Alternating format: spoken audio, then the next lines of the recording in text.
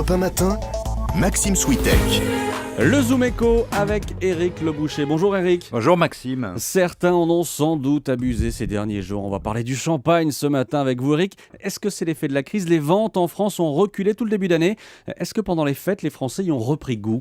D'après les premières indications, la réponse est oui. Les Français ont été très économes dans toute la première partie de l'année et ils semblent oublier de l'être ces dernières semaines. Mais quand même, à la fin octobre, les ventes étaient en diminution de 5%. En Europe, le bilan n'est guère plus pétillant. Seule la grande exportation restait positive, mais sans de quoi sabrer une bouteille. Et du coup, les grandes surfaces ont bradé. Oui, un premier signe avait été donné par les grandes surfaces Leclerc qui vendaient grâce à des coupons une bouteille, tenez-vous bien, pour 5,45 €. Ah oui. On trouvait aussi du Moum à 11 € alors que le prix normal est autour de 25. Les vignerons de Champagne, évidemment, se sont alarmés de cette braderie complètement contraire à leur stratégie de faire du champagne une fête et un luxe. Mais l'effet a été ressenti négativement sur leur chiffre d'affaires et les profits au premier semestre. Et alors depuis, en novembre par exemple, comment se sont portées les ventes ? Pas si bien en novembre, dans les grandes surfaces, une chute de 11%. Mais depuis 15 jours, on le disait au début, les ventes sont reparties.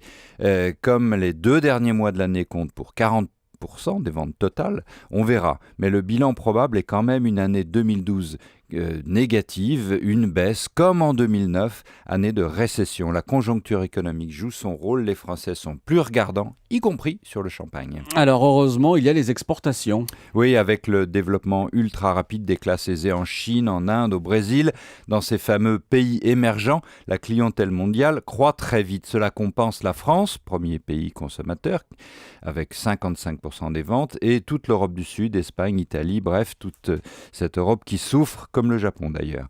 Mais l'année 2012 aura quand même montré que la concurrence d'autres vins pétillants prend de la vigueur.